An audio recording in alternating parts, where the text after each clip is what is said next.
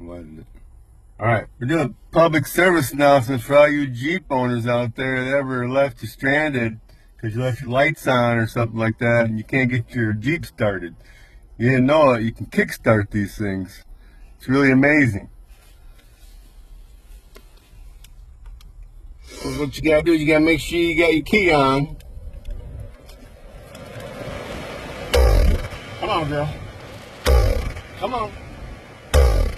Come on. Come on. It's cold. It's cold in here in Michigan. Oh, there she goes.